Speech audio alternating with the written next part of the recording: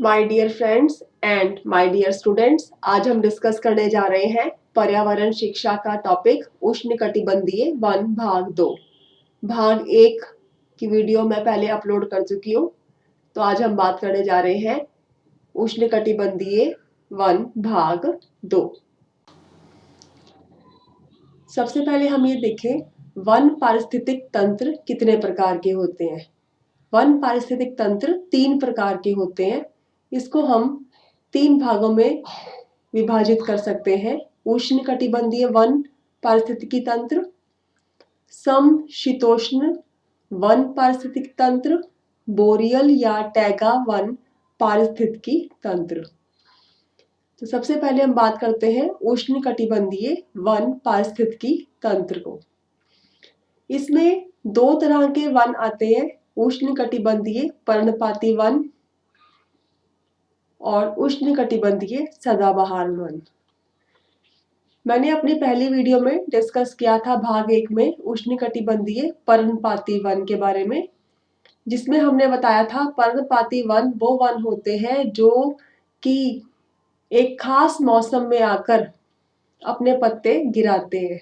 पर्ण का मतलब होता है पत्ते, पात का मतलब गिरना, कि एक खास मौसम में आके इन वनों के पेड़ों के पत्ते गिरते रहते हैं और एक सही मौसम आने पर, जब बाहर का मौसम आता है, तो वापस जो है नए पत्ते उगने शुरू हो जाते हैं।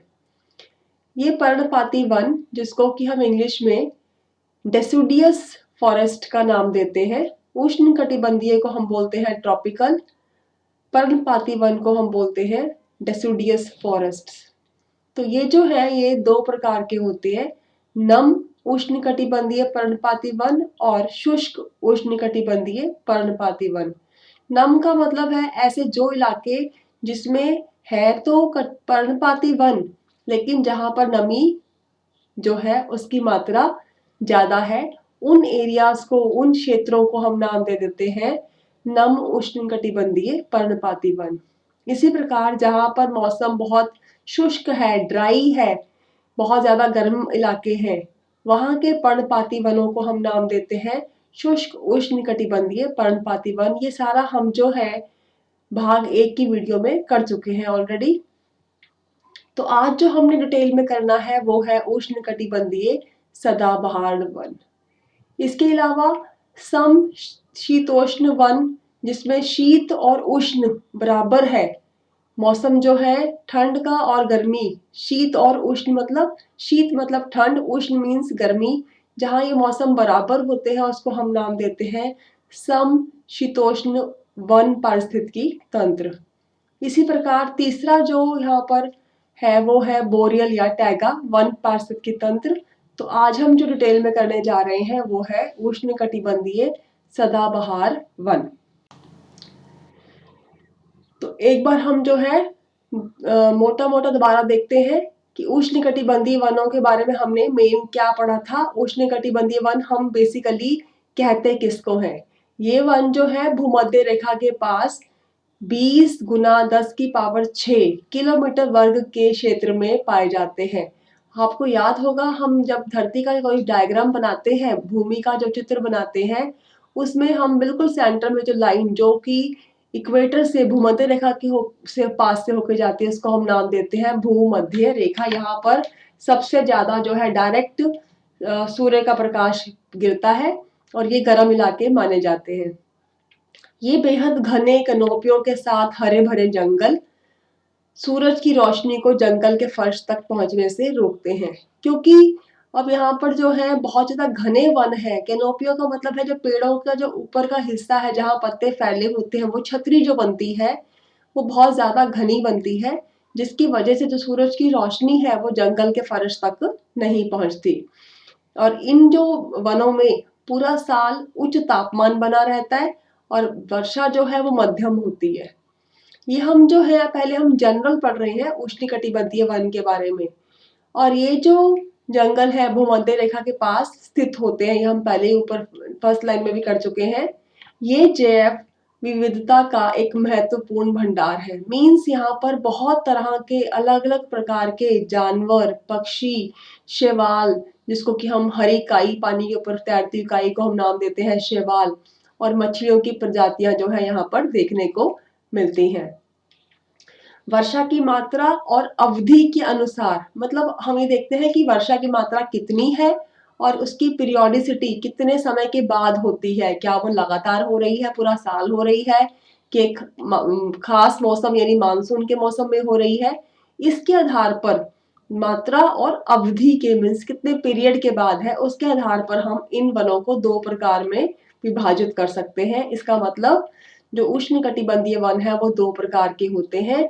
उष्णकटिबंधीय पर्णपाती वन, जैसा कि मैंने पहले भी डिस्कस किया, ये पत्ते जो है पतझड़ के मौसम में आके ये पेड़ अपने पत्तों को गिरा देते हैं और बहार के मौसम में फिर से जो है नए पत्ते जो है आ जाते हैं। इसको हम बोलते हैं उष्णकटिबंधीय पर्णपाती वन। और दूसरे जो है वो है सदाबहार वन, जहाँ पर सदा ही बहार रहती है। मीन्स इसमें कोई भी पत्तों के गिराने का जो प्रोसेस है वो नहीं होता। उष्णकटिबंधीय सदाबहार वन के बारे में हम डिस्कस करने जा रहे हैं। ट्रॉपिकल एवरग्रीन फॉरेस्ट, नाम से ही क्लियर है, सदाबहार वन, कि जहां पर सदाबहार बनी रहेगी। मीन्स पत्ते जो है नहीं झड़ेंगे, पेड़ सदा हरे भरे बने रहेंगे। तो ये 500 से लेकर 200 सेंटीमीटर के बीच वार्षिक वर्षा प्राप्त करने वाले क्षेत्रों में फैले हुए होते हैं। इसका मतलब ये उन हमारे राज्यों में, भारतवर्ष के उन राज्यों में होगा जहां पर जो भारी जो है वो वर्षा होती है। और हमें मालूम है कि जो भारी वर्षा वाले क्षेत्र है, राज्य है, वो हमारे पूर्व की तरफ होते हैं।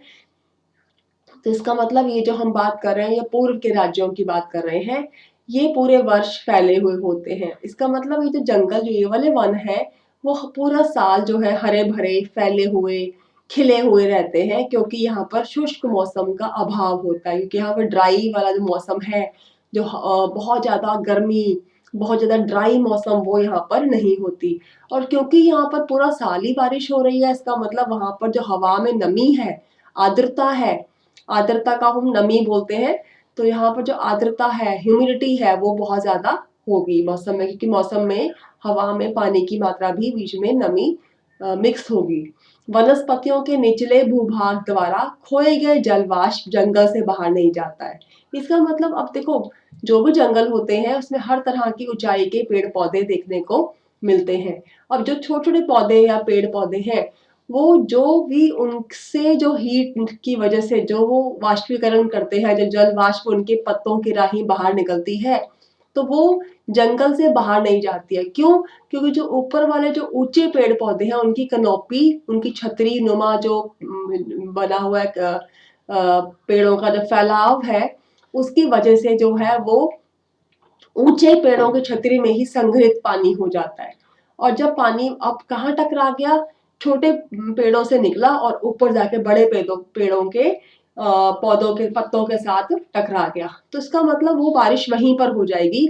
तो ये स्थानीय वर्षा उत्पन्न करते हैं, जिसको कि हम लोकल रेन कहते हैं। लोकल रेन मीन्स जहां से पानी वाष्पीकरण हुआ वहीं पर बरसात हो गई, वहीं पर वर्षा हो गई। तो इसका मतलब यहाँ पर जो वर्षा देखने को मिलती है वो कैसी है, वो लोकल रेन है, स्थानीय वर्षा होती है। आगे चलते हैं। अब हम बात करते हैं उष्णकटिबंधीय सदाबहार वनों की और क्या क्या विशेषताएं हैं। इनको हम विशेषताएं भी कह सकते हैं और इनको हम लक्षण भी कह सकते हैं। ऊंचे पेड़ों की पत्तियों में ड्रिप युक्तियां होती हैं, ताकि बारिश के अतिरिक्त पानी की निकासी हो सके। अब देखो क्या है, क्योंकि पानी जो है वो लगातार मौसम में जो है इलाकों में हुई जा रही है, वो लगातार पानी बरसता जा रहा है। तो अब वो जो है पेड़ों में कुदरत ने इस तरह का जो है लक्षण दे दिया है कि वो पानी पेड़ों पे ना ठहरे। जो पत्तियां हैं वो कोने से पॉइंटेड होती हैं, किनारे जो है उसके बिल्कुल जो है नोकीले होते हैं, जिसकी वजह से हम उसको क्या नाम देते हैं, ड्रिप युक्ति। इसका मतलब पॉइंटेड जो है नोकीली पत्तियां, ताकि पानी जो है वो पत्तियों के ऊपर ना टिका रहे, बल्कि पानी जितना पानी एक्स्ट्रा ऊपर से गिर रहा है वो साथ साथ नीचे गिरता रहे। अच्छी धूप की उपलब्धता के कारण वनस्पति शानदार हरी होती है और यहाँ पर बारिश भी बहुत है, धूप भी है, क्योंकि कटिबंधीय वन का मतलब क्या है कि वहां पर धूप भी है, इसलिए यहाँ पाए जाने वाले पेड़ हरे भरे होते हैं। और हालांकि जंगल के अंदरूनी हिस्सों में सूरज की रोशनी के लिए प्रतिस्पर्धा होती है। जैसा कि मैंने पहले बताया है, जो ऊंचे पेड़ है वो बहुत फैले हुए हैं, तो इसका मतलब जो छतरी जो है इतनी फैल जाएगी, जो नीचे छोटे छोटे पेड़ पौधे हैं उनको रोशनी पूरी नहीं मिलती, तो वहां पे जो है उनके अंदर कंपटीशन ही लगा रहता है कि मेरे को भी धूप मिल जाए। इसका मतलब जो निचले पौधे हैं उनको धूप प्रॉपर नहीं मिलती, क्योंकि ऊंचे पेड़ों की कनोपियां इतनी करीब होती है कि बहुत कम धूप नीचे की ओर से गुजरती है। इसलिए जो यहाँ पर हमें जो पौधे देखने को मिलते हैं वो कौन से पौधे हैं, वो ऐसे पेड़ पौधे हैं, ऐसे जो है प्रजातियां हैं पौधों की जो कि छाया में उग जाती है। इसका मतलब जब धूप नहीं मिलेगी तो कौन सी प्रजातियां वहां उग जाएंगी, कौन सी देखने को मिलेंगी, जो कि छायादार पौधे हैं, जो कि छाया में भी पल बढ़ सकते हैं।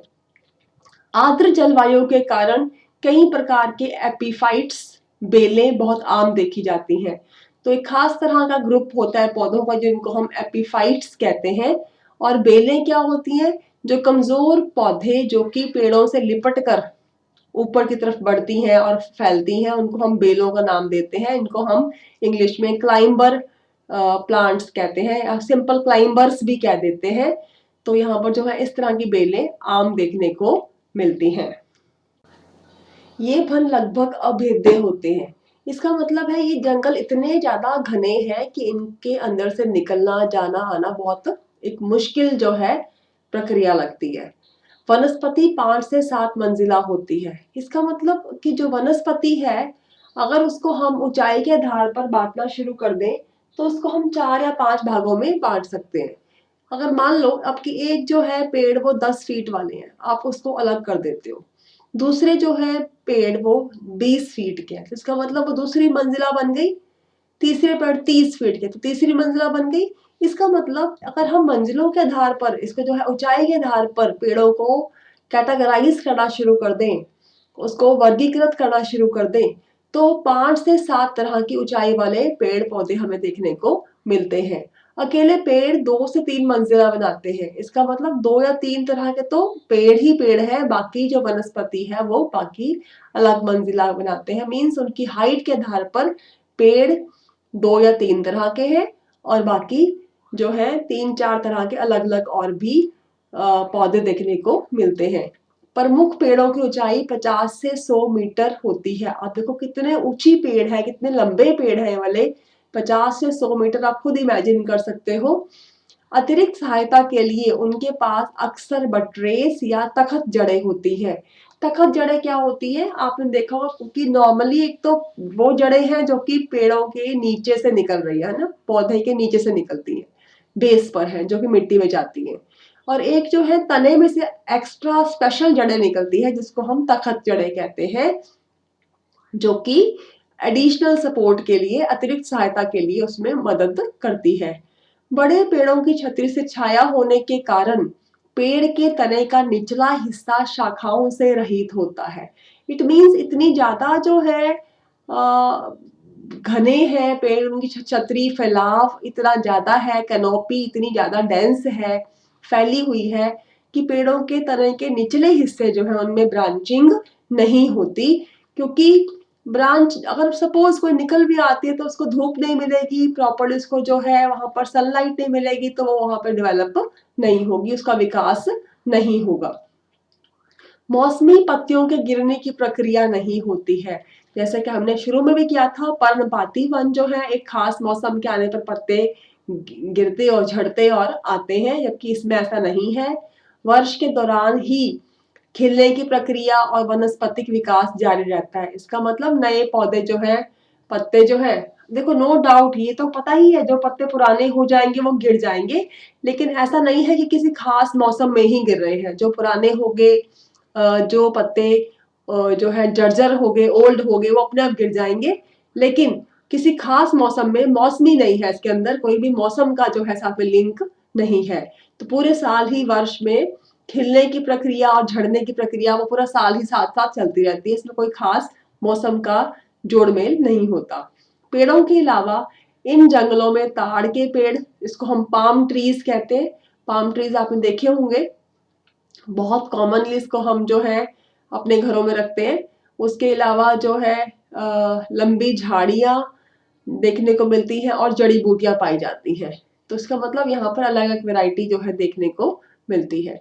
खराब रोशनी के कारण वन तल, यानी जो फॉरेस्ट का जमीन है, तल है, बेस है, वहां पर ज्यादा वनस्पति नहीं होती, कि फिर कारण वही है कि वहां पर रोशनी नहीं पहुंचती।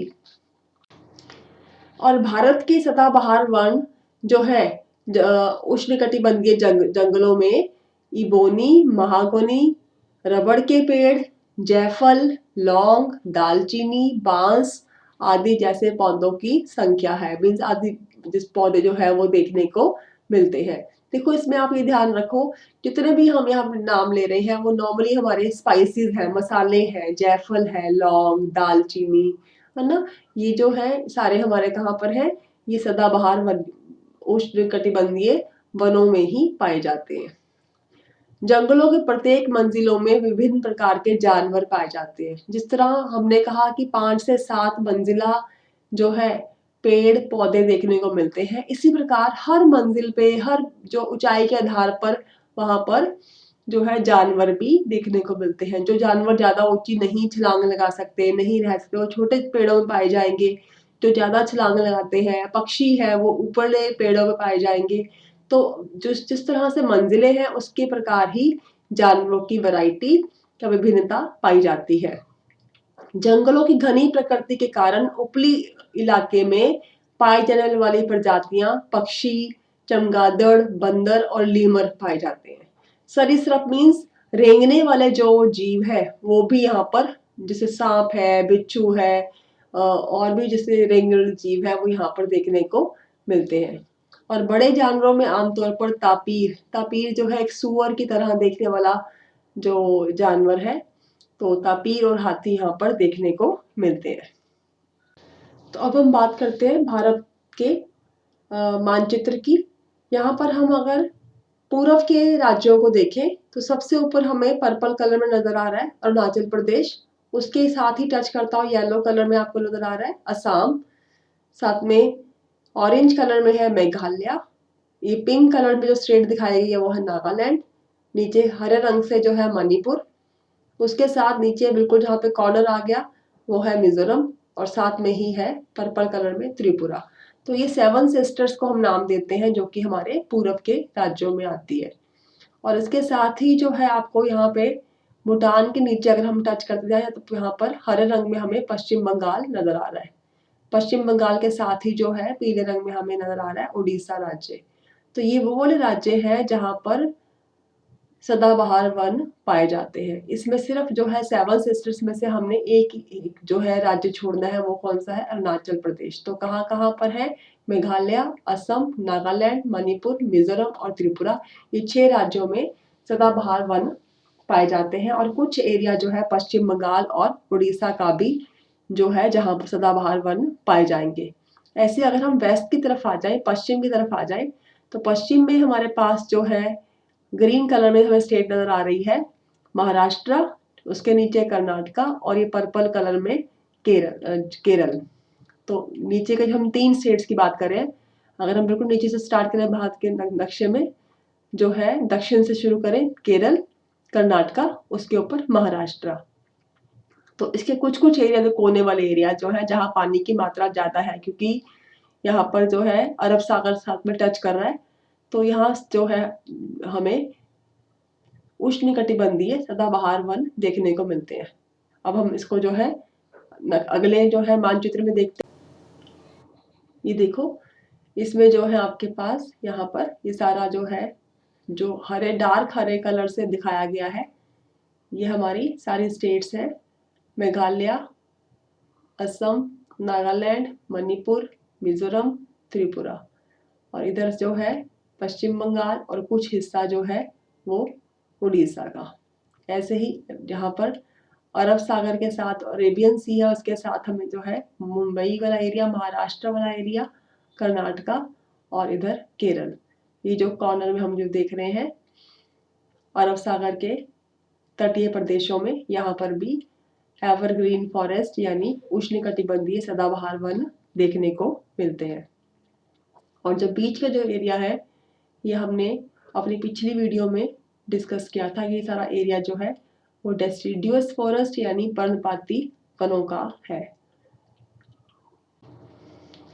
तो इसका मतलब अगर हम उष्ण कटिबंधीय सदाबहार वन के एरिया की बात करें तो भारत में ये जंगल असम, नागालैंड, मणिपुर, मेघालय, मिजोरम और पश्चिम घाटों के कुछ हिस्सों में पाए जाते हैं।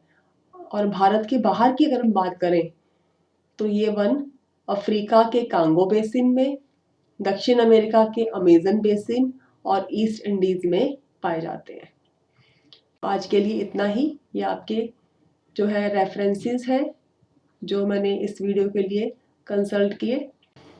Thank you so much. If you like this video, kindly like, share and subscribe. Once again, thank you very much.